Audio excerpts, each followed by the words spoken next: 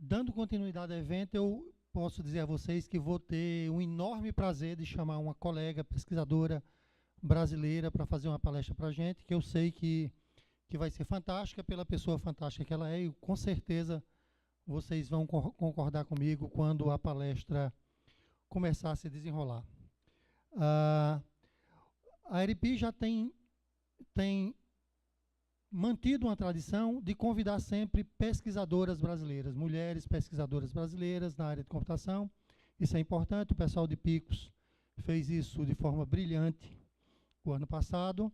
A professora Alcilene, ali presente, capitaneou essa tarefa de organizar o ERIP o ano passado, e tivemos uma pesquisadora brasileira que trabalha no exterior, fantástica, que fez uma palestra maravilhosa para a gente.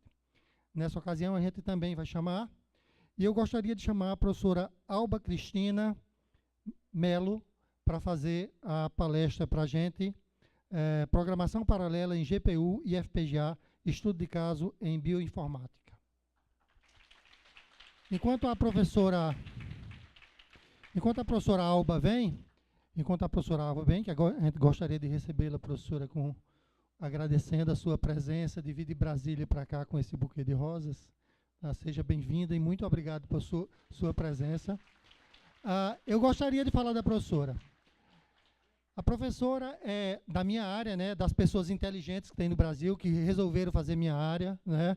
Ela é de arquitetura de computadores, ela é de sistemas operacionais, ela é de computação de alto desempenho, principalmente, e tem trabalhado nessa área. E é uma pesquisadora engajada há muito tempo em atividades de pesquisa, de ensino, de formação no Brasil, e é com muito prazer que eu recebo a professora. Vou ler um pouquinho só, um breve currículo que está na página da ERIP, só para fazer a apresentação, mas vocês podem ver, e com certeza a professora, eu sei que vai se fazer à disposição para qualquer contato posterior via e-mail ou outro que vocês quiserem. Então, a professora Alba Cristina, ela possui PhD em Ciência da Computação pelo Instituto Nacional Politécnico de Grenoble, na França, em 1996, mestrado em Ciência da Computação pela Universidade Federal do Rio Grande do Sul, em 1991, e graduação em Processamento de Dados pela Universidade de Brasília. É professora da Universidade de Brasília, do Departamento de Computação, é Departamento de Computação que chama lá, né? E também do Programa de Pós-Graduação em Ciência da Computação e Informática, que acabou de subir para conceito 5 da CAPES, foi professora, foi membro do CACC nos últimos muito tempo, 5 anos, tá? E é uma querida colega, super engajada na realização do SBAG-PAD, e eu tenho certeza que vocês vão aproveitar muito a palestra da professora. Muito obrigado, professora. Bom, boa tarde a todos. É um prazer estar aqui. Muito obrigada pelo convite. E é um prazer estar aqui falando para vocês sobre a minha área de pesquisa e sobre o trabalho que a gente realiza em Brasília. Então, inicialmente, eu gostaria de mostrar a minha universidade, que está ali no canto, ao centro, uma parte dela, a UNB, e o nosso laboratório, que não dá para ver direito, mas é o laboratório onde a gente desenvolve as pesquisas. Então, eu vou falar para vocês sobre programação paralela em GPUs e FPGAs e apresentar estudos de caso em bioinformática. A minha palestra vai seguir os seguintes tópicos. Primeiro, eu vou dar uma introdução e motivação sobre o tema. Depois, eu vou apresentar o tópico, que é... vou falar sobre um pouco de programação paralela, dar uma visão geral, e falar sobre o problema que a gente vem trabalhando há mais de uma década, que é a comparação de sequências biológicas, e apresentar 2 estudos de casos desenvolvidos na UNB por alunos de doutorado, que foram também alunos de graduação e mestrado, lá na nossa universidade. Então, primeiramente, estudos de caso em FPGA, em GPU, e, finalmente, as conclusões. Então, a programação paralela, gente, ela é um paradigma de programação onde a minha aplicação eu quebro em várias entidades, que podem ser processos, tarefas ou threads, e essas entidades vão se executar ao mesmo tempo. Esse paradigma ele existe há muito tempo, desde 1960. E desde 1960, a gente observou, obviamente, um avanço enorme da computação. Na área de programação paralela, as bases continuam as mesmas, certo? Então, é isso que eu vou mostrar. Qual é o nosso objetivo? Obter resultados corretos de maneira rápida. Então, a era que a gente está vivendo é a era do multicore. Qualquer celular tem mais de um core. E também dos aceleradores, como GPU e FPGA. Então, nesse caso, a programação paralela é fundamental. Já que nós temos mais de um core, por que não usar? Não vamos fazer um programa sequencial. Então, mesmo assim, o que acontece? Os programadores não estudam os fundamentos, desenvolvem programas horríveis, certo? Então, o que acontece? Programas que dão resultados incorretos, às vezes, o que não é aceitável, claro, e programas que se executam lentos, o que não faz sentido, já que eu tenho vários cores. E, além disso, ainda tem programas que dão resultado incorreto e ainda se executam lentos. Então, a gente está vivendo essa realidade. Vários domínios do conhecimento tiram proveito da programação paralela. E um deles é a bioinformática, e eu tenho trabalhado nessa área. Então, o objetivo da palestra é discorrer sobre princípios de programação paralela e exemplificar em 2 casos para a bioinformática, usando GPUs, que são placas gráficas, e FPGAs. Antes de falar de programação paralela, eu tenho que falar de uma aplicação paralela.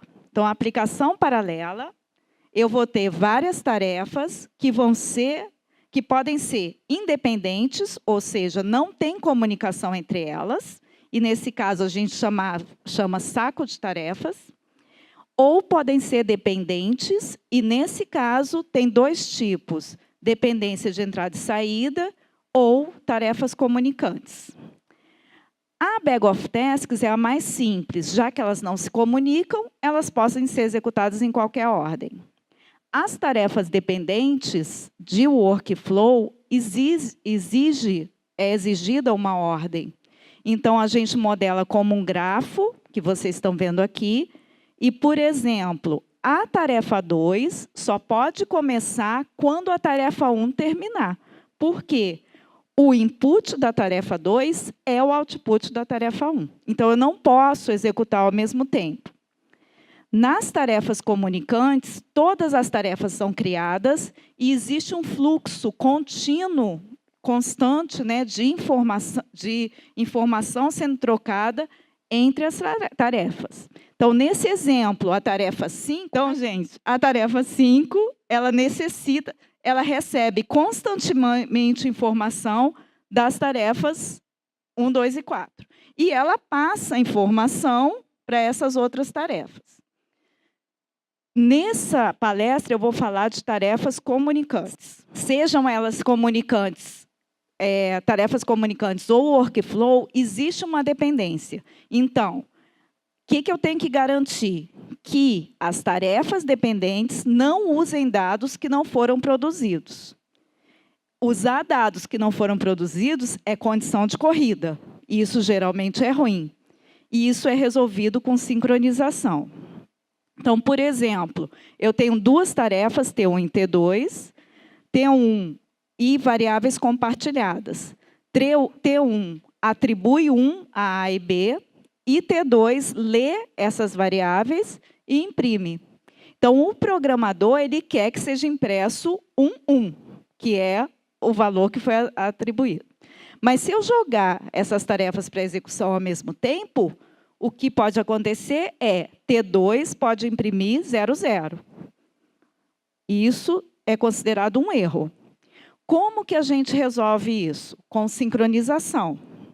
Então, as 2 tarefas começam ao mesmo tempo, só que T2 vai ficar parada, esperando um aviso de T1. T1 faz a atribuição e depois avisa. E assim, depois que houver a atualização, é garantido que ele vai imprimir sempre 1. Então, isso é sincronização.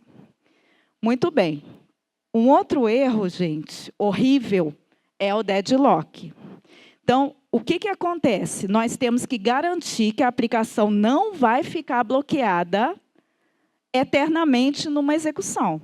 Então, imagina que o programador esqueceu de colocar aqui o aviso da sinalização. Então, as duas tarefas começaram a executar e o T1 fez a atribuição e terminou. O T2 vai ficar aqui para sempre, certo? Então, isso é deadlock. Isso é um erro, tá? Então, um bom programa paralelo, ele tem que se executar mais rápido do que o programa sequencial, geralmente sem condição de corrida. Em algumas vezes, aquela condição de corrida ela pode ser aceitável e sempre sem deadlock. Não pode ter deadlock. Isso é um erro. O que um programador tem que saber é o seguinte: sempre que você coloca sincronização, o seu programa vai se executar mais lento. E você pode colocar tanta sincronização que ele se executa mais lento que a versão sequencial. Então, tem que tomar cuidado. Então, essas são as bases. Para programar paralelo, você tem que saber o que é condição de corrida, o que é sincronização e o que é deadlock. Agora, eu vou explicar uma técnica mais elaborada, que é a especulação. O que nós vamos fazer se o meu programa é estritamente sequencial? Olha aqui. Para calcular B, eu preciso de A. Para calcular C, eu preciso de B. E assim por diante. Então, não adianta eu colocar isso em paralelo, porque existe uma ordem sequencial desses comandos. Então, a maioria dos programadores vai colocar isso em uma única thread, uma única tarefa. Mas existe uma técnica que é a especulação. Imagina que, observando esse código, a variável E, na maior parte das vezes, o valor dela é 1. Então, o que eu vou fazer? Eu vou criar uma segunda tarefa, que vai executar ao mesmo tempo, e vou calcular admitindo que é 1, em paralelo com isso aqui. Tá. Depois que for calculado E, então eu já calculei isso em paralelo. E aí eu fico esperando o valor de E. Quando o E for realmente calculado, ele comunica para T2. Se o valor é realmente 1, eu acertei. Então, eu economizei esse tempo. Se o valor não for 1, eu errei. Então, eu tenho que recalcular. Então, a especulação ela só funciona bem se eu acerto a maior parte das vezes, certo? Bom, agora vamos falar do problema, que é de bioinformática. O problema é comparação de sequências biológicas. Essa aplicação é executada centenas de milhares de vezes por dia no mundo todo. Ela é executada para projetos de medicamentos, estudo de doenças como câncer, Alzheimer, Parkinson, etc. Então, ela é muito importante. O nosso objetivo é obter, comparar duas sequências e obter um score e um alinhamento. Aqui, nós temos duas sequências de DNA, S0 e S1. S1 tem 11 caracteres, que a gente chama base pairs, e o meu objetivo é obter esse alinhamento, colocando uma sequência em cima da outra. Então, eu começo colocando um caractere em cima do outro. Se eles forem iguais, já que eu quero ressaltar a similaridade, eu tenho uma pontuação positiva. Nesse exemplo, é mais 1. Então, aqui eu tenho 2 matches. O terceiro caractere das sequências, ele é diferente. Então, nesse caso, eu tenho uma opção, eu tenho uma alternativa. Ou eu coloco um em cima do outro, ou eu introduzo um espaço. Nesse caso, eu optei por introduzir um espaço. Existe uma penalidade aqui. Nesse exemplo, é -2, que é o gap. Depois, eu tenho mais 4 matches e depois caracteres diferentes. Optei por colocar um em cima do outro da mesma maneira, de qualquer jeito. E, nesse caso, a penalidade é -1. E, finalmente, 3 matches. O score é a soma desses valores, certo? Então, aqui eu tenho um alinhamento e o score é 6. Só que eu quero o alinhamento que tem um score máximo. o melhor alinhamento possível.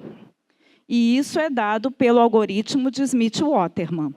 Ele é baseado em programação dinâmica e ele roda em tempo e espaço quadrático. O que quer dizer o seguinte: se as minhas sequências forem muito grandes, e existem sequências muito grandes, por exemplo, de 33 milhões de caracteres, uma, e a outra 46 milhões de caracteres, essas sequências são o cromossomo 21 do homem e o cromossomo 21 do chimpanzé, a gente precisaria de 12 petabytes de memória para armazenar essa matriz. Ou seja, para quem não sabe o que é peta, né? 12 mil terabytes para armazenar a matriz e executar mais de 1 trilhão de operações. Mas vamos ver o algoritmo. O algoritmo é muito simples. Eu vou construir uma matriz, eu tenho S0, o tamanho da sequência S0 é M e o tamanho da sequência S1 é N.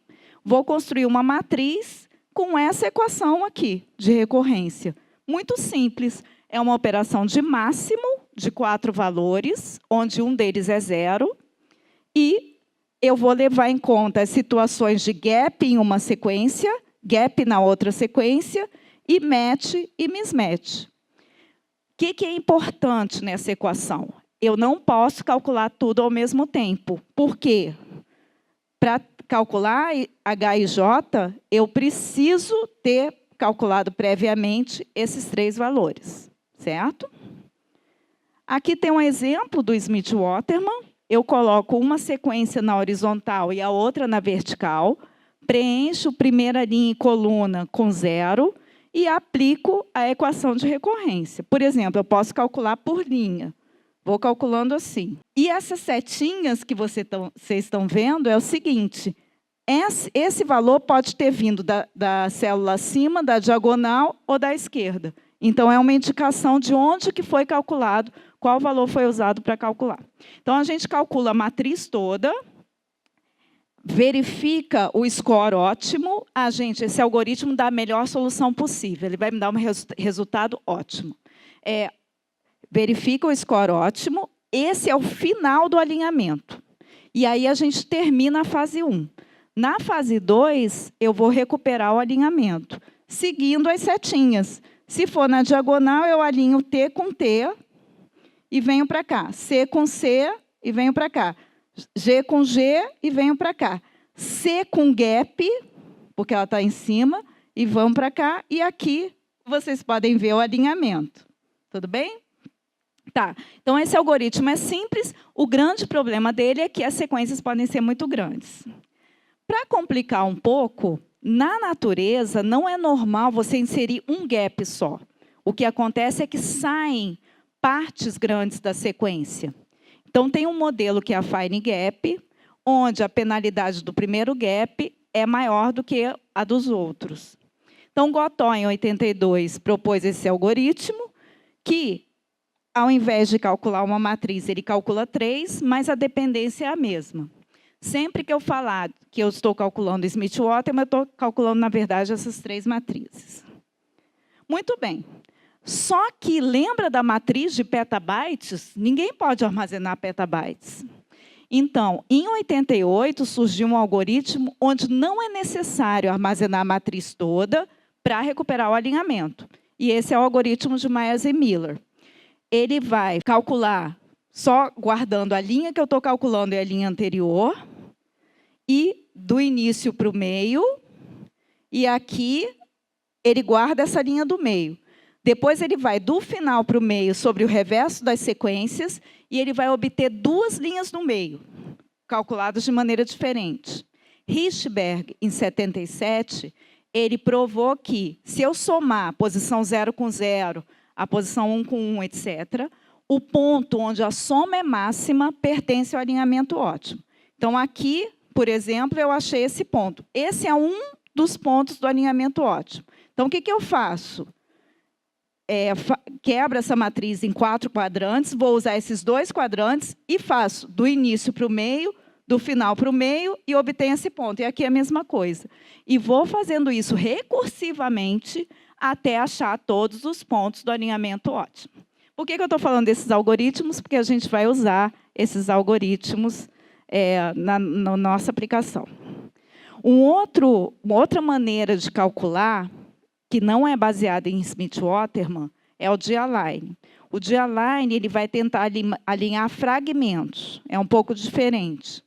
Então, ele vai ter também programação dinâmica, duas matrizes ele vai calcular. Matriz de score e a matriz de precedentes. Essa equação de recorrência é bem mais complicada, porque ela tem ifs dentro da equação.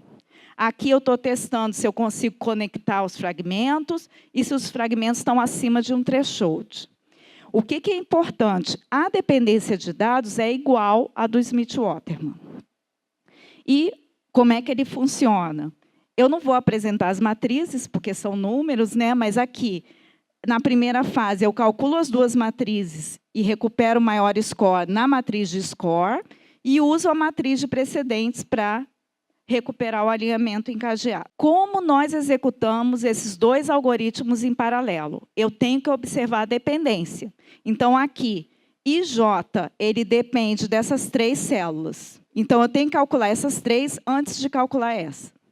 O que quer dizer é o seguinte, no início, eu só posso calcular a célula em verde. É a única coisa que eu posso fazer.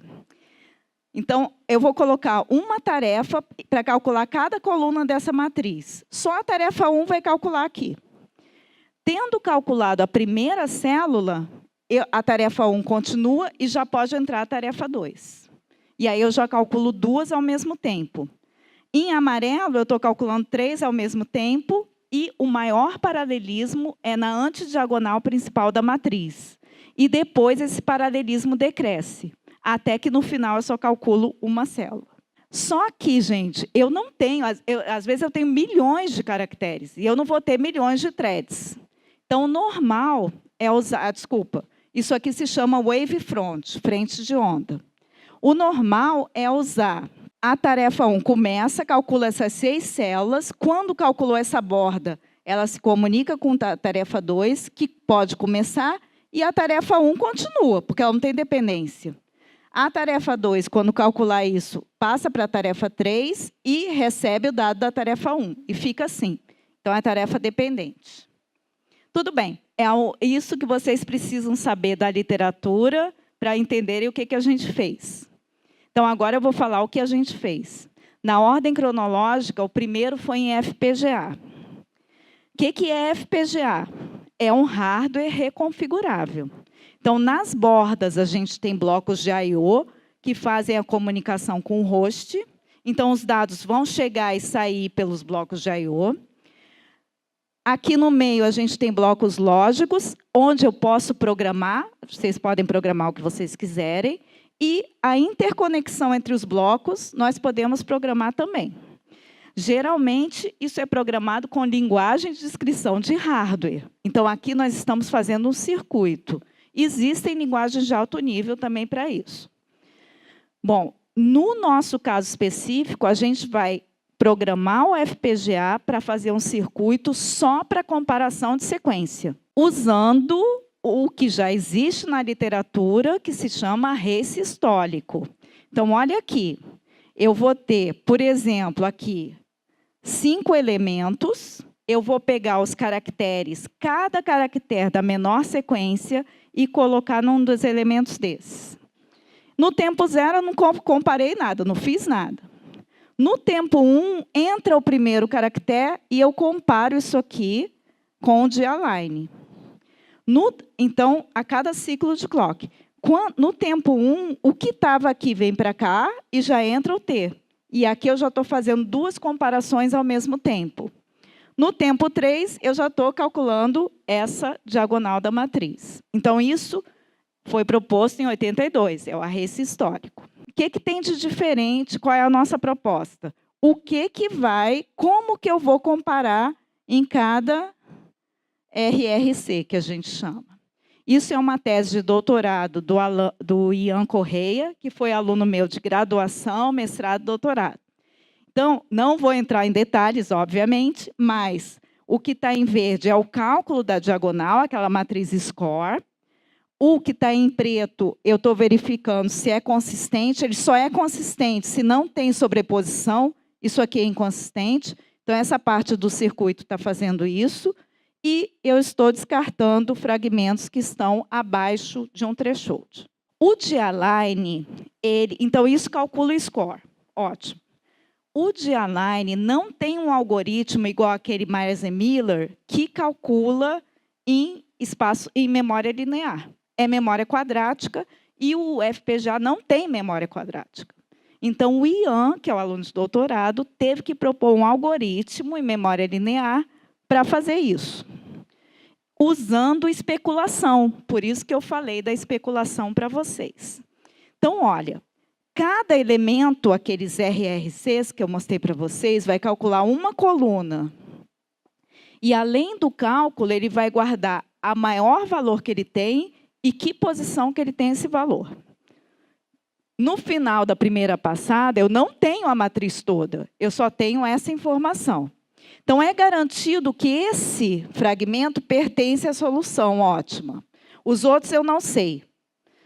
O que vai acontecer? Então, aqui eu estou guardando a melhor solução que eu tinha até esse momento. O que eu vou fazer? Agora eu vou ver a matriz de precedente, vou na coluna 44 e a linha tem que ser 41. Então aqui eu acertei. Agora eu vou na matriz de precedente, vou na coluna 17 e a linha tem que ser 15. Só que o que eu guardei é 38. Aqui eu errei. Porque nesse momento era a melhor solução, mas depois ela se tornou inconsistente. Tá? Então, aqui eu errei a minha especulação. Mas eu não tenho mais a matriz, porque eu não guardei, eu não posso guardar. Então, o que nós vamos fazer? Nós vamos recalcular essa parte, porque eu não tenho mais. Então, o que vai acontecer? Aqui eu sei que isso pertence ao alinhamento ótimo, os outros podem não pertencer e pode ser que eu tenha que recalcular de novo. Esse é o algoritmo. O nosso circuito, então, ele tem esse arrace histórico e tem esse componente que vai tentar recuperar o alinhamento. Se aí no final eu vou ter, gente, desculpa. No final eu vou ter a linha final e a coluna final. Se não forem zero, o meu circuito se realimenta, eu vou realimentar esse circuito, vai entrar tudo aqui e vai calcular até aqui, até que eu saia com zero. Bom, isso foi implementado em SystemC e a gente tem resultados da síntese lógica. Esse resultado, então, isso foi publicado num journal que é muito bom, I3E, Transactions on Computers, e que vocês quiserem ver mais resultados, mais detalhes, está tudo lá. A gente comparou com a CPU e esse hardware específico foi 141 vezes mais rápido. Então, a gente conseguiu diminuir o tempo de 226 segundos para 1,5 segundos com o nosso hardware. Tudo bem? Então, foi um resultado bem legal. Agora eu vou falar do estudo de caso em GPU, que é Smith-Waterman. Antes disso, a nossa programação foi em CUDA, que é a programação de GPUs da NVIDIA. O que nós temos? A CPU invoca kernels, rotinas na GPU, e o mesmo kernel, a mesma rotina, é executada por vários blocos, e cada bloco tem várias threads. O que vocês têm que saber para programar na GPU também, NVIDIA, é que as threads do mesmo bloco compartilham uma memória rápida e pequena, que é a shared memory, e todas as threads da GPU compartilham uma memória lenta e grande, que é a memória global. Os blocos, na mesma invocação, são executados em qualquer ordem. Porém, as threads de cada bloco vão executar exatamente as mesmas instruções. Como é que é a sincronização? Ao final da invocação, quando voltar para a CPU, existe sincronização, e eu também posso sincronizar as threads do mesmo bloco com sync threads. Aqui tem um exemplo da placa GP, né, da Pascal, da NVIDIA, é uma das mais recentes. ela tem 60 Symmetric Multiprocessors, cada um com 64 cores. Ou seja, eu tenho 3.840 cores nessa plaquinha. Tudo que vocês estão vendo em verde ali, pequenininho, é core. Bom, qual é o nosso objetivo, então, da nossa ferramenta, que é CUDA-Line? Comparar duas sequências de DNA muito longas em GPU com o algoritmo Smith-Waterman. Por que eu quero Smith-Waterman? Porque eu quero a melhor solução, a solução ótima. Isso foi desenvolvido de maneira incremental. O 1.0, CUDA-Line 1.0, ele só calcula o score em uma GPU. 2.0, score e alinhamento em uma GPU. 2.1, score e alinhamento em uma GPU, porém com o algoritmo de poda, pruning, que a gente propôs. Depois a gente foi para várias GPUs, calculando só o score, CUDA-Line 3.0, e finalmente CUDA-Line 4.0, onde eu tenho score e alinhamento em várias GPUs. Então, essa é a tese do aluno Edan Sandes. Ele, e eu, nós ganhamos o prêmio CAPES de tese na área de ciência da computação em 2016. E eu vou descrever como essa saga, a saga dessa tese. Bom, primeira coisa, como eu vou calcular aquela matriz Smith-Waterman na GPU, observando as dependências? Então, a primeira ideia foi, vamos invocar, pegar partes aqui e seguir o padrão wavefront. Então, aqui eu estou invocando a diagonal D5. E o que a gente faria? Aqui dentro, eu vou ter 3 threads, por exemplo. Se elas estiverem no mesmo bloco, eu vou usar a memória compartilhada, que é rápida. E, se elas estiverem em blocos diferentes, vou usar a memória global, que é lenta, que é a única que eu posso usar mesmo. Só que, gente, quando eu expliquei o padrão wavefront, eu expliquei para vocês que, no início, eu tenho pouco paralelismo. Depois eu tenho um bom paralelismo, e depois eu perco o paralelismo. Então, o que está em Ashurado, as threads não estão trabalhando. Poucas threads estão trabalhando. E a gente não quer perder paralelismo. Aí, qual foi a nossa ideia? Não vamos usar retângulo, vamos usar paralelogramas. Então, eu vou parar a invocação no último momento que eu tenho máximo paralelismo. E a próxima invocação eu já começo, que é aqui. Na próxima invocação eu já começo com o máximo paralelismo. Eu tenho, claro, que encadear isso aqui, mas isso em programação é muito simples. Então, a gente implementou isso, o Edans, O Edans implementou isso. E aí, o que aconteceu? Condição de corrida. Então, essa é a primeira invocação, não tem problema nenhum. Na segunda invocação, eu chamei o bloco 2 e o 3. Só que o 2 precisa desses dados que são produzidos pelo 3. E com um padrão em paralelogramo, esses dados eu não posso chamar ao mesmo tempo, porque não é garantido que eles vão ser produzidos. Então, choro, desespero, etc. Mas ele resolveu essa solução, ele solucionou da seguinte maneira. Eu dividi uma invocação em 2 partes. Essa é a primeira invocação, essa é a segunda, essa é a terceira. Então, aqui não tem sobreposição, como eu tinha aqui. E, nesse caso, a gente solucionou a condição de corrida e conseguimos um resultado muito bom. Aqui é só para vocês verem como é que é a invocação dos kernels. Para cada diagonal, eu estou chamando 2 kernels. Eu não vou colocar o kernel mesmo, porque é bem complexo, mas está no paper. Então, aqui nós conseguimos comparar 2 sequências, uma de 33 milhões de caracteres e outra de 46 milhões de caracteres, em 21 horas, praticamente, usando a GTX 280. Esse resultado foi impressionante na época e foi publicado numa conferência muito boa, que é a ACM Pop, que ocorreu em Bangalore, na Índia, e os resultados estão na internet também para vocês verem. Tudo bem. Aí a gente quis recuperar o alinhamento. Então, a gente usou o CUDA-Line 1.0, calculou daquele jeito, com paralelograma, etc., só que gravou algumas linhas em disco. E aqui é o estágio 1. A única diferença do que eu mostrei é que eu vou gravar algumas linhas em disco. A recuperação do alinhamento, a gente usou uma abordagem de dividir para conquistar. Então, eu fiz várias passadas. Fizemos várias passadas. No estágio 2, esse é o ponto do alinhamento ótimo. Eu leio a linha que está mais próxima, recalculo usando aquele algoritmo Myers e Miller, obtenho esse ponto aqui, tendo esse ponto, eu leio essa linha, recalculo, obtenho esse ponto, etc., até achar o início do alinhamento. Depois eu volto recalculando e até recuperar o alinhamento todo. Essas partes forem CPU, porque elas são muito rápidas, então não vale a pena ir para a GPU. O que a gente propôs aqui de diferente? O Myers e Miller, ele calcula do início para o meio, do final para o meio, sempre linha por linha. A gente fez do início para o meio e do final para o meio na coluna, porque agora eu já sei qual é o ponto, qual é o valor do ponto do alinhamento ótimo.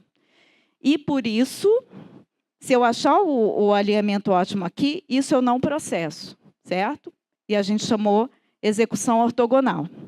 Aqui vocês podem ver que são os tempos em segundo.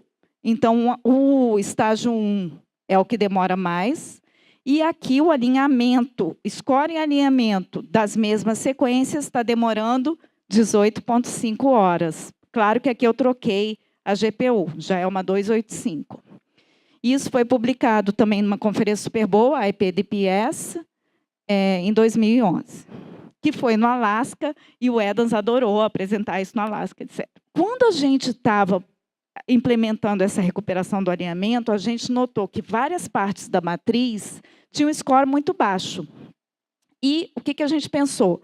Será que eu preciso calcular isso para obter o alinhamento ótimo? Então, a ideia foi a seguinte. Imagina que o meu score máximo é 100, desculpa, é 1000. E eu estou calculando uma célula cujo valor é 100.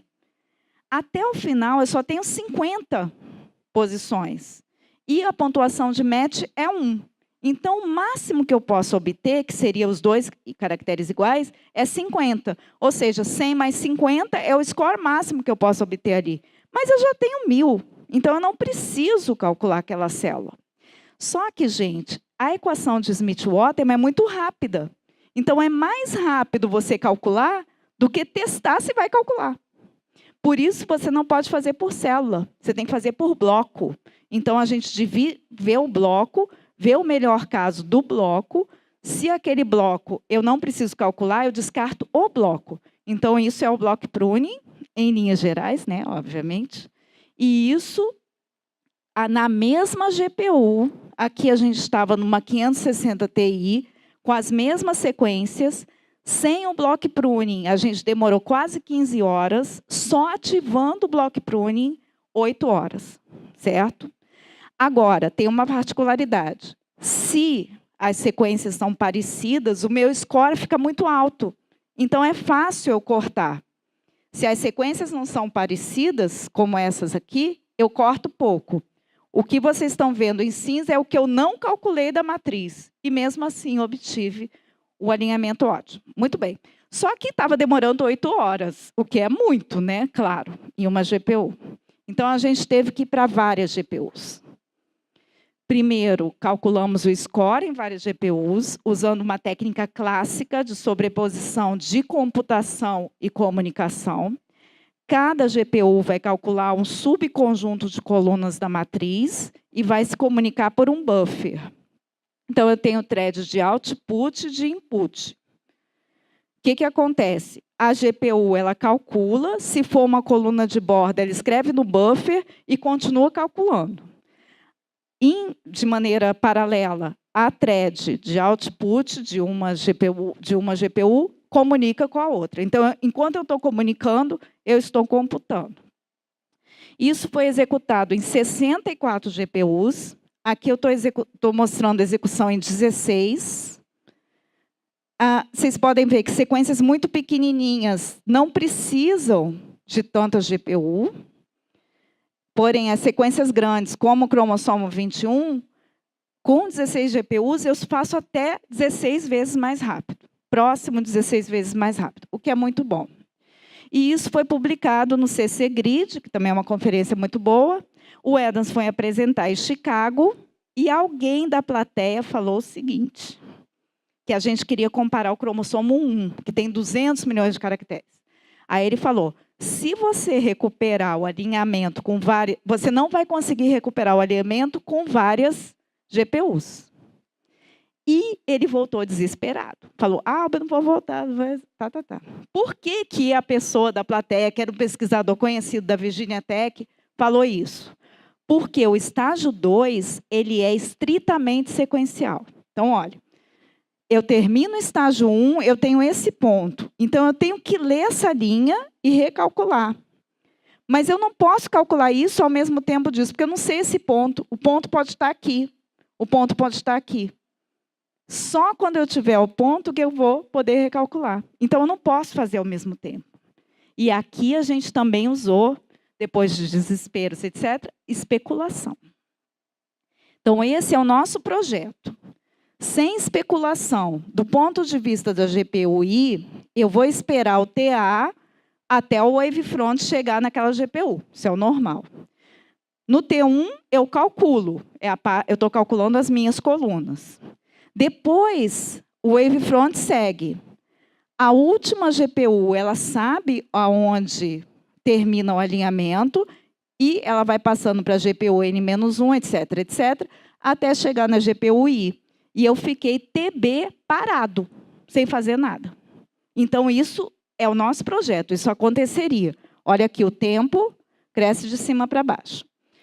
Com a nossa técnica de especulação, vai acontecer a mesma coisa no estágio 1. Eu tenho que esperar o wavefront e aqui a T1. Só que, quando eu terminar de calcular essa GPU-I, terminar de calcular as colunas, ela já começa a especular, usando o maior valor que ela tem. Então, ela admite que aquele maior valor faz parte do alinhamento ótimo e calcula o ponto. Só que, gente, a GPU I mais 1 também vai calcular. E aí, ela vai passar para a GPU I o ponto que ela calculou, que pode ser diferente do ponto que eu tenho.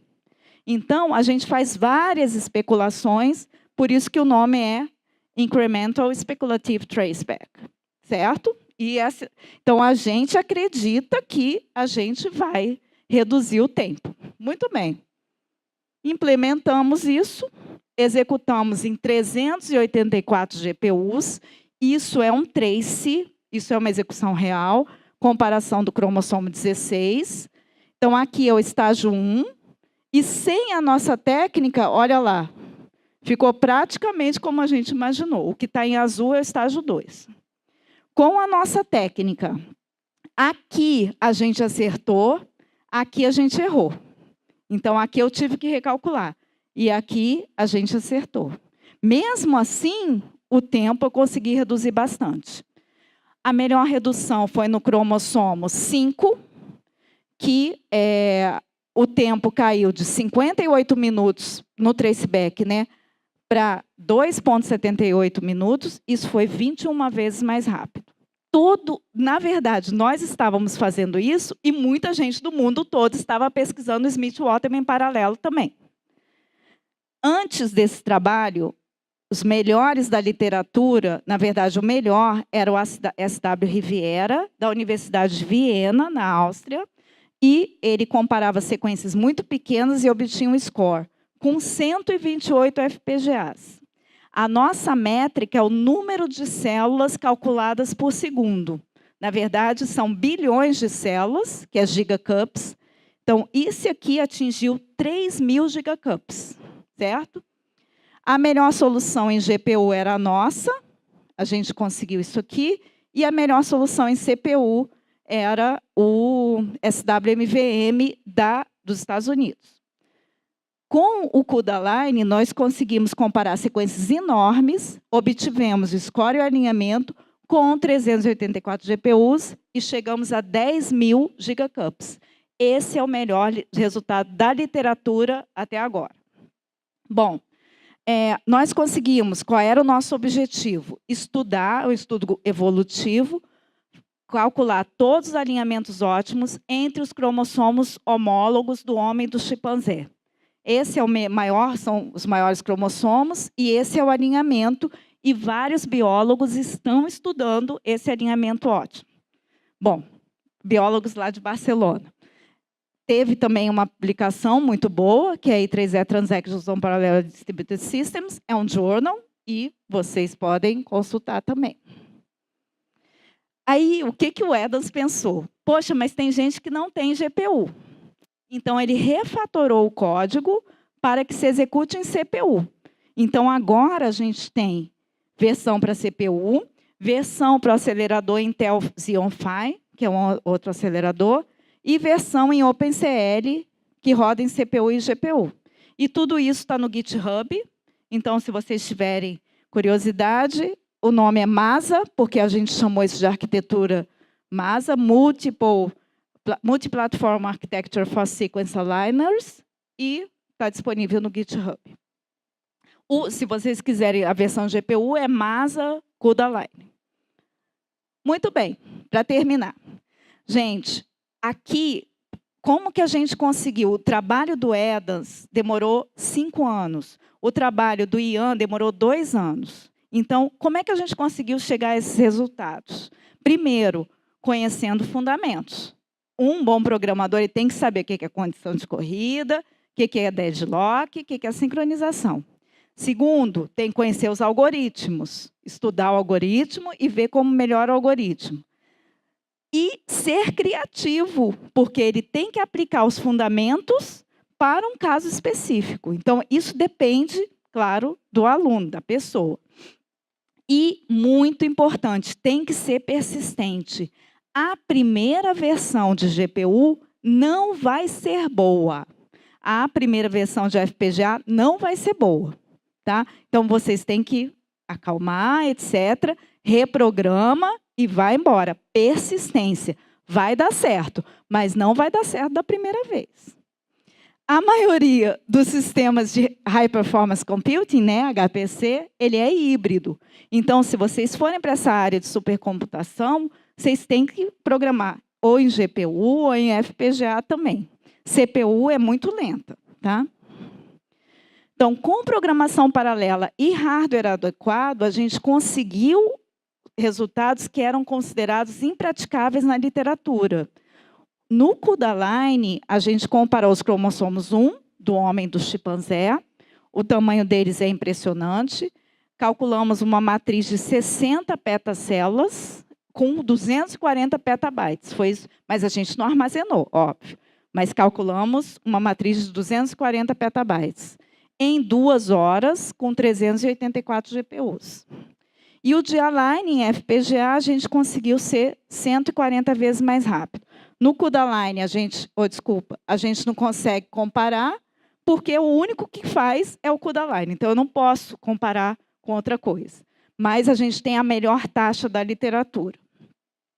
Bom, esse trabalho, claro, não fui só eu que fiz.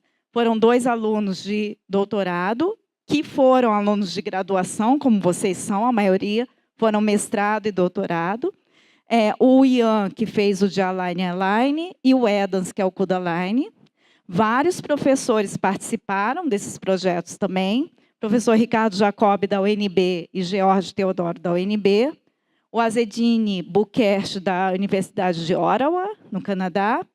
E o Xavier Martorell e o Eduard Jaigodé, da Politécnica de Catalunha, em Barcelona, na Espanha. E nós usamos supercomputadores também. Então, os supercomputadores que a gente usou, primeiro, no CUDA-Align 3.0, a gente usou o Minotauro. Aqui, vocês podem ver o Mare Nostrum, que é o supercomputador, e o cluster Minotauro está atrás, não dá para ver. Então, a gente usou 64 GPUs e as 384 GPUs a gente usou em Georgia Tech, o KFS, que tinha 768 GPUs e a gente conseguiu usar 384. E é isso, gente. Muito obrigada. Obviamente, a professora Alba está à disposição para perguntas, né? Vou sair daqui antes que dê microfonia. Mas, assim, eu quero... antes que enquanto vocês se estimulam a fazer alguma pergunta ou perdem a inibição, eu quero fazer uma, certo, Alba, para o pessoal...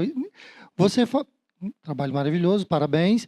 E você falou de sua atividade na mesma área em GPU e CPU e FPGA. E eu queria que você traçasse um comparativo aí dos dois, assim, facilidades e dificuldades, né, para os alunos de graduação. Bom, eu não apresentei, mas o Ian também implementou o Smith-Waterman em FPGA. Qual é a minha visão? Eu acredito que o FPGA, que é o hardware específico para a aplicação, ele seja mais rápido. Porém, ainda tem um problema do FPGA, que é a conexão com o host, que é o PCI. A GPU tem também. O problema é que o FPGA tem pouca memória, então eu tenho que me comunicar muito mais. O que aconteceu no nosso design é que ele foi limitado pela comunicação. A gente particionava as sequências, mas eu tinha que comunicar muito e o PCI é lento.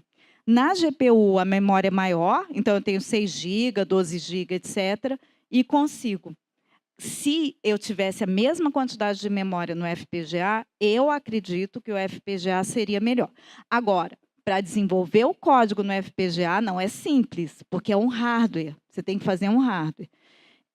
Tem que otimizar também. Em GPU, tem gente que diz que é simples, mas não é. Tá? Aqui, esse código que a gente tem é altamente otimizado. A gente usa máscara, a gente usa... Não é um código Hello World, gente. Tá?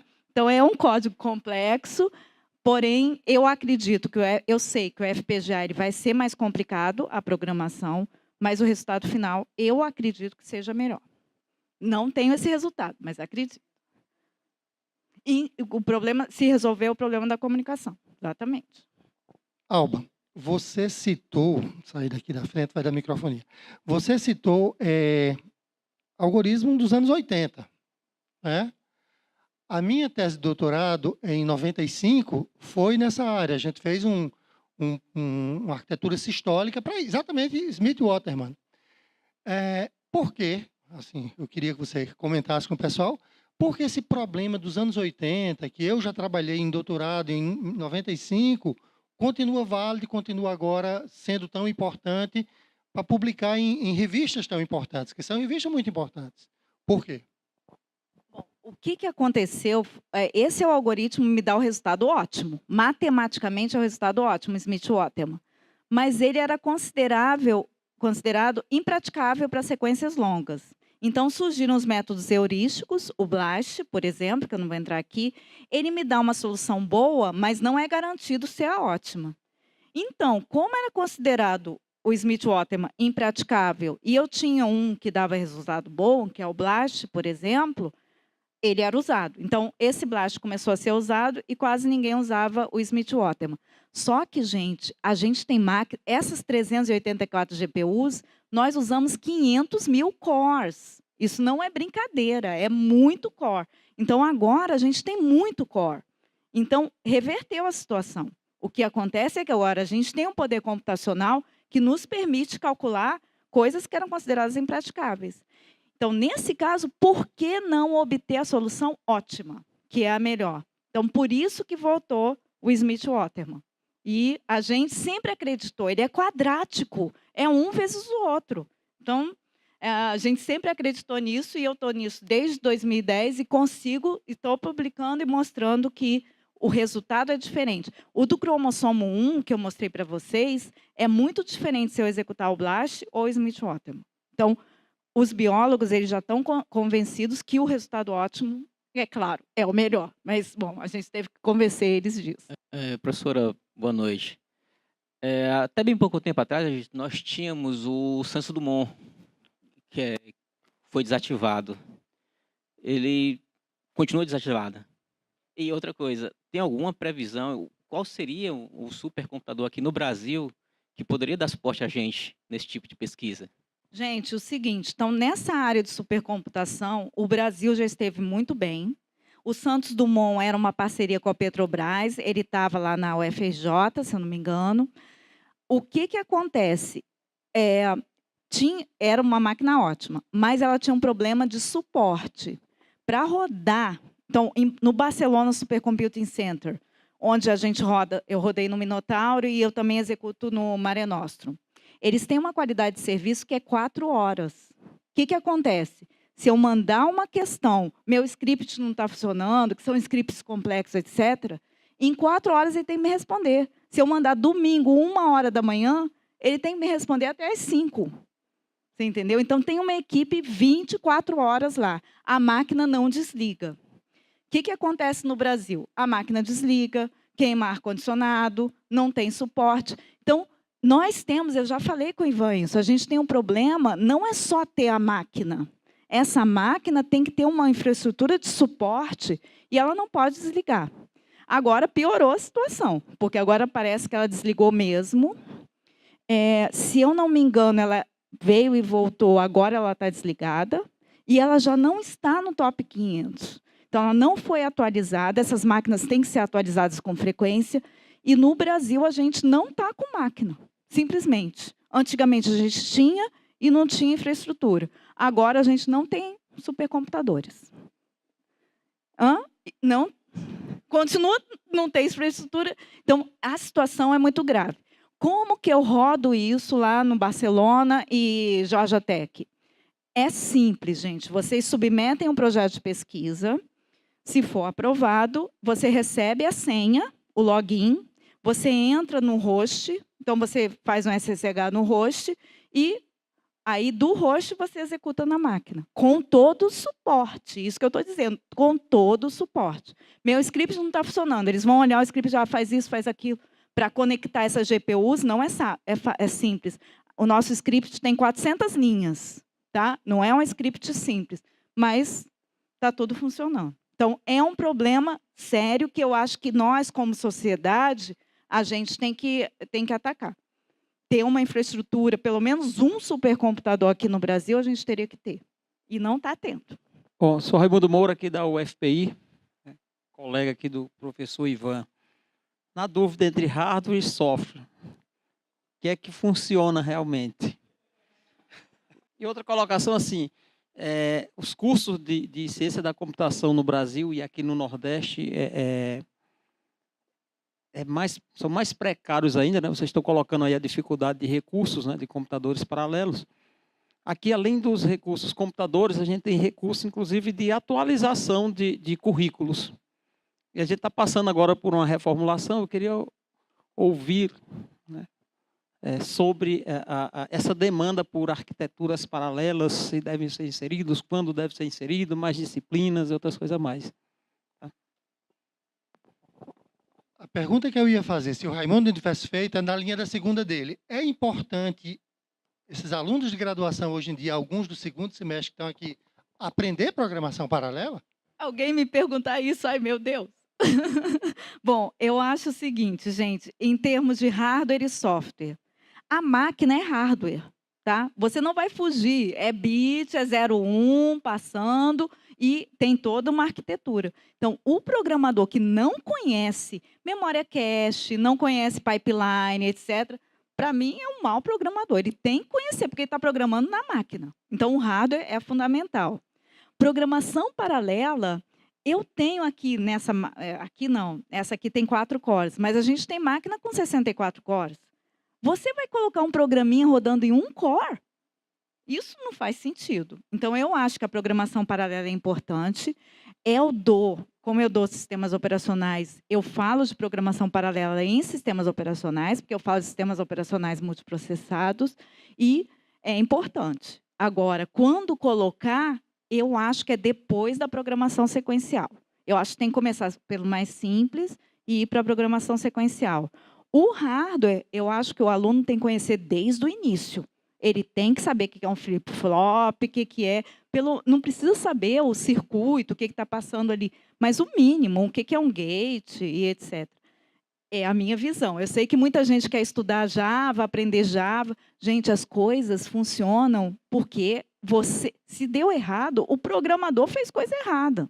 Tem gente que fala, deu alguma coisa, uma variação da corrente elétrica. Não foi variação da corrente elétrica, foi errado. Então, você tem que entender a máquina. Minha visão é essa. Para a graduação, o que a gente faz? A gente faz escolas como vocês, os alunos, né, que se interessam, a gente ensina a programar em GPU. FPGA tem menos alunos, tanto que o Ian, né, foi o meu último aluno de FPGA. Outra coisa, em termos de comunicação, é no PCI. Mas a gente tem uma máquina lá, em 2010, surgiram umas máquinas que comunicavam o FPGA com Hypertransport. Eu acho que está voltando, que é o barramento rápido. E aí a gente conseguiu resultados muito bons. Então, mas essa máquina sumiu, a empresa faliu e etc. e acabou. Então, eu acho que nessa linha poderia ver. Em termos de graduação, eu acho assim, nós somos ciência da computação. A gente não é filosofia, a gente tem que programar, certo? Tem muitos alunos que eu vejo na UNB, a gente não precisa programar. Como não precisa programar? Você precisa programar, conhecer a máquina, e é maravilhoso, gente. Ou seja, nós somos dessa área. É muito bonito quando você vê um programa tirando todo o proveito da máquina. Mas você tem que conhecer a máquina. Tá? Sem conhecer, não vai dar certo. Boa noite, professora Alba. Primeiramente, parabéns pelo excelente trabalho. A minha dúvida inicial foi algo que a senhora já respondeu, que era como era o processo de fazer esse teste no supercomputador de Barcelona, né, ou nos Estados Unidos, que foi o segundo caso. Mas já que isso foi respondido, a minha dúvida era qual é a perspectiva para pesquisas feitas aqui na UFP, por exemplo, a nível de pós-graduação ou de graduação, de ter acesso a esse tipo de tecnologia. Assim, você falou que você manda um projeto de pesquisa, né? Eles analisam o seu projeto, né? Junto com os seus alunos. É um projeto de grande porte, né? De impacto. Vendo numa perspectiva local, qual seria a nossa possibilidade de acesso a esse tipo de tecnologia? O que eu acho é o seguinte, primeiro, para programar, ninguém vai programar no supercomputador.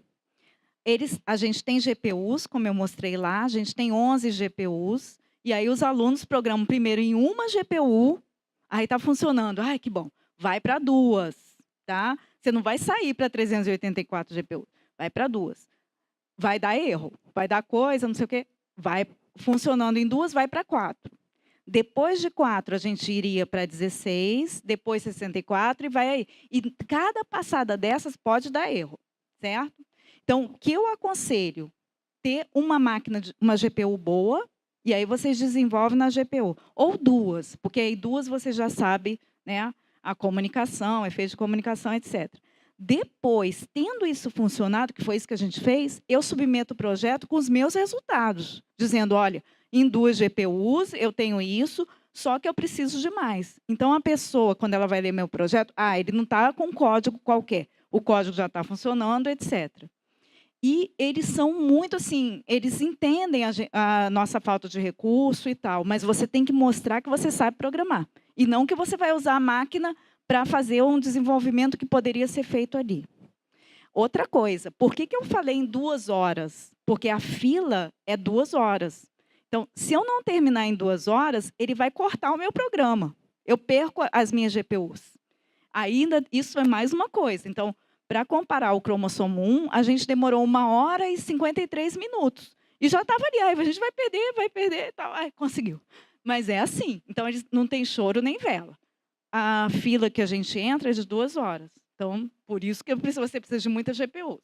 Ou seja, o que eu aconselho, então? Resumindo, faz o seu programa em uma GPU, faz em 2, manda o projeto com resultados de 2, e aí é o que a gente tem feito e tem dado certo. Nos Estados Unidos, em Barcelona, onde a gente quis. Onde a gente quis, a gente conseguiu. Obrigado pela palestra excelente. Gostaria que você comentasse um pouco, se você souber, sobre novas tecnologias, coisas que vão além das FPGAs e das GPUs, né? A gente viu que as GPUs elas causaram um grande impacto em várias áreas. Então, principalmente, né, eu sofri bastante esse impacto com a entrada das GPUs para a visão computacional. E isso possibilitou toda uma nova gama de aplicações que anteriormente eram inviáveis, né? com algoritmos que tinham complexidade cúbica ou quadrática e que agora passam a ser viáveis.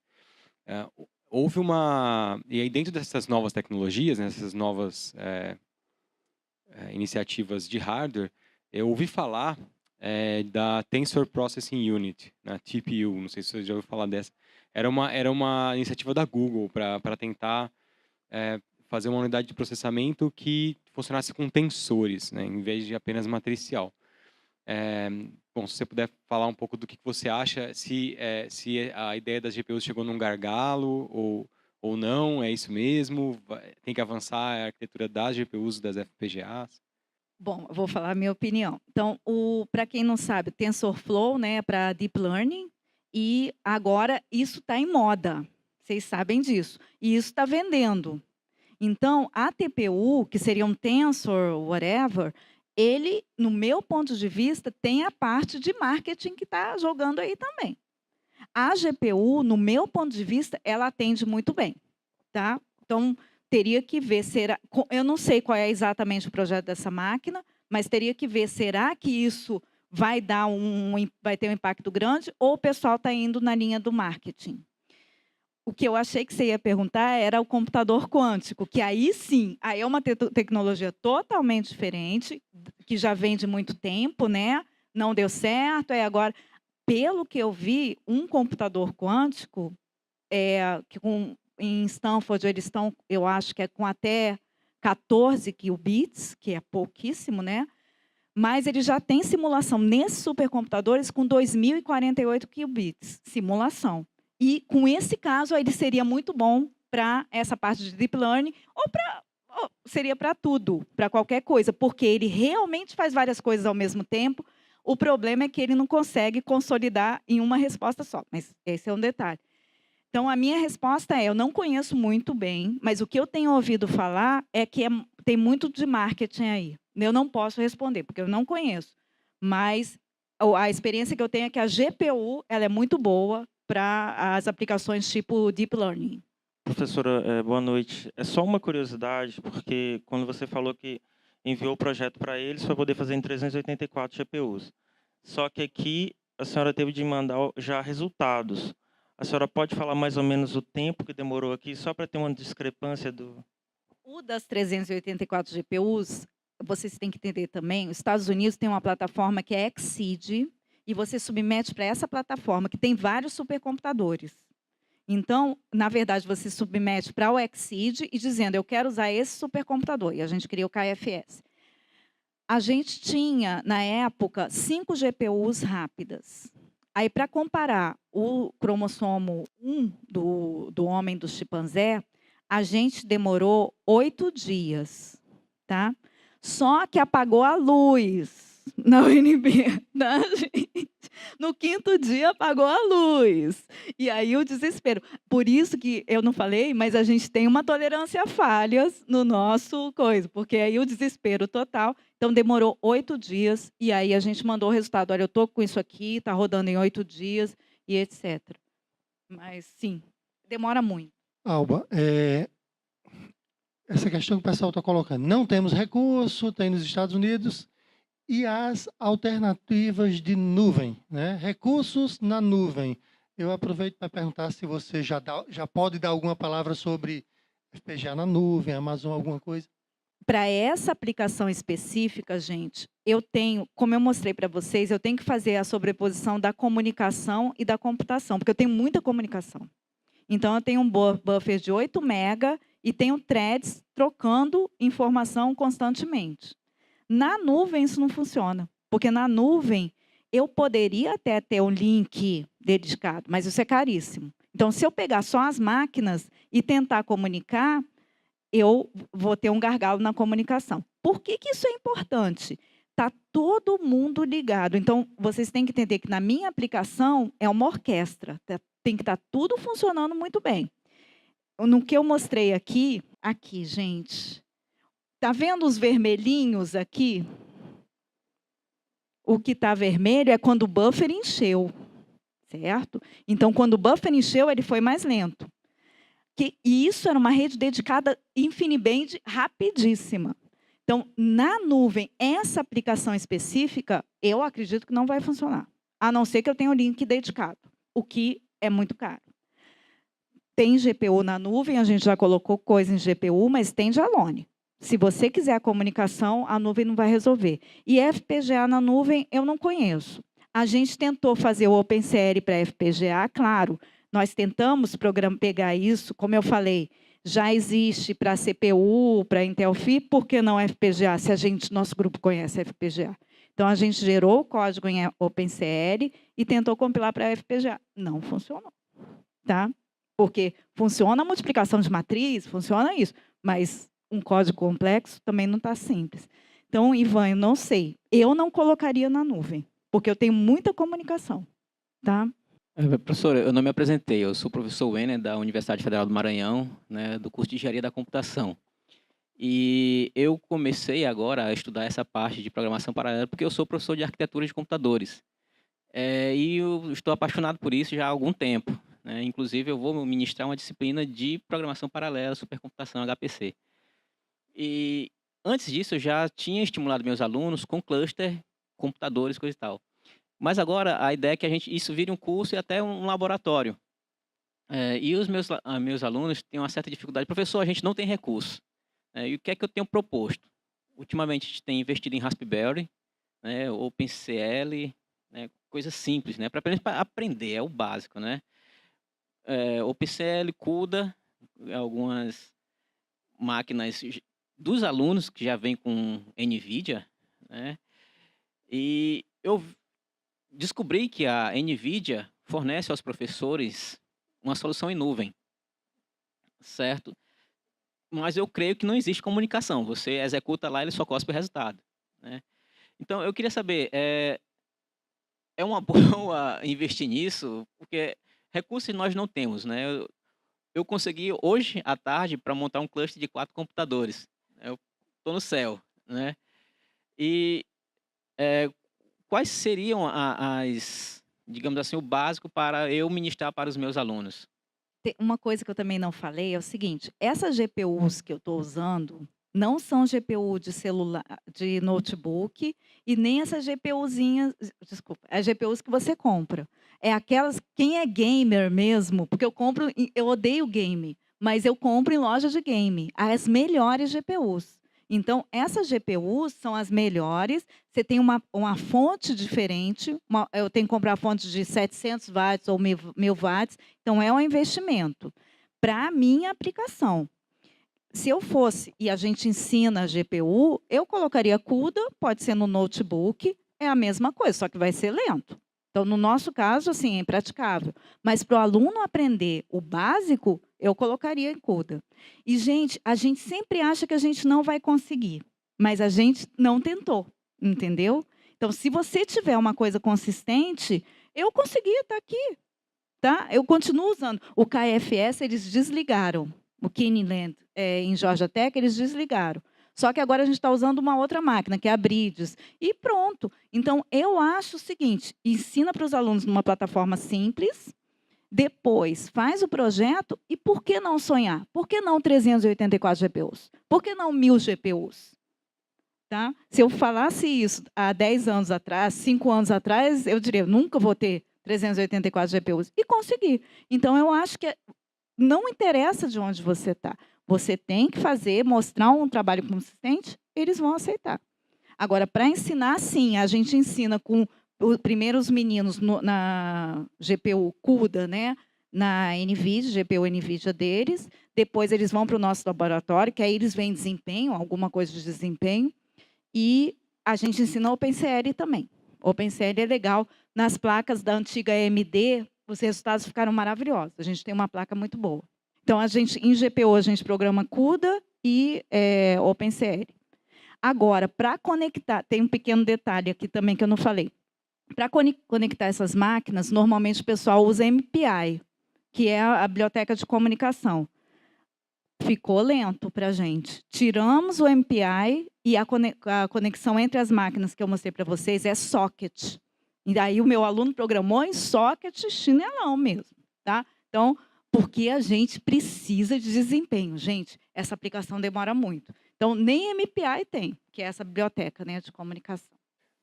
Primeiramente, professora, eu gostaria de agradecer muito pela sua palestra, foi muito interessante para mim. Mas também eu queria lhe perguntar, porque eu percebi que para poder fazer esse trabalho, a gente precisa de um grande conhecimento de programação e da arquitetura.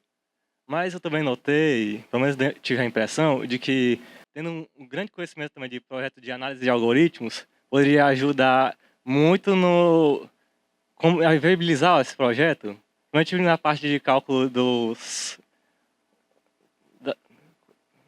DNA da célula, que foi utilizado ali. Eu fiquei imaginando, com um maior conhecimento e avanço dos projetos de análise de algoritmos, tem como viabilizar ainda mais o cálculo desses programas? Gente, eu acho assim, esse trabalho tem, de maneira igual, algoritmos paralelos. Então, eu tenho que saber algoritmo paralelo, eu tenho que conhecer essas aplicações de comparação de sequência, e a gente trabalhou no algoritmo, como eu mostrei para vocês, a gente fez pruning, a gente modificou o Myers-Miller, e a gente usou também, eu tenho que conhecer a arquitetura, o que eu não falei, a gente usa registradores também, usa memória de textura, etc. Então, tudo isso na GPU a gente conhece. Então, tem que conhecer a arquitetura, tem que conhecer o algoritmo e tem que conhecer programação paralela. Muitas vezes eu tirei a sincronização. Então, a gente usa, às vezes a gente convive com condição de corrida também. Então, o que eu poderia dizer? Você tem que conhecer as coisas. Depois vai surgir um problema. E quanto mais você conhecer os fundamentos de programação paralela, algoritmos, complexidade de algoritmos, etc., e a arquitetura, você vai resolver. Agora, qual é a solução, eu não sei. A gente chegou nessa solução. É a melhor? Não sei. Talvez tenha uma solução melhor. A gente agora está querendo melhorar esse pruning. E eu estou com uma ideia maravilhosa. Nós estamos com uma ideia maravilhosa para melhorar esse pruning. Mas eu não sei se vai dar certo. Isso aqui continua, eu não falei dos trabalhos futuros. O pruning, eu acho que vai assim acelerar muitas vezes. Mas é isso. Pessoal, está na hora de encerrar. Eu queria agradecer a Alba, que já está aqui há um bom tempo falando para a gente. A gente poderia continuar muito tempo. Só para comentar um pouco o que você disse, contar uma anedota recente e real aos meus alunos, muito para o pessoal de PIC já começa a rir quando eu falo de anedota, porque eles conhecem meu estilo. Semana passada, um aluno meu queria escrever um trabalho sobre o TCC dele. E ele estava indo embora. Eu falar que alguns vão conhecer, eu contei essa história para a Alba. Aí eu disse, cara, é o seguinte, tu tá saindo de Teresina, quer escrever? Fala o seguinte, tu ia dormir essa noite? Não dorme, escreve o artigo, manda para mim amanhã. Eu leio, tu dorme uma noite, eu te devolvo, tu dorme. Não dorme mais uma noite e faz. 2 dias depois ele mandou para mim, professor, eu não consegui porque eu torci o pé. Aí eu não entendi. Eu acho que ele estava querendo escrever o artigo com o pezinho, né? Se você está pensando que vai conseguir sentadinho na cadeira, meu querido, os trabalhos que eles tiveram foram fantásticos. Acha que a aluna dela dormiu toda noite? Não. Alba, muito obrigado, parabéns.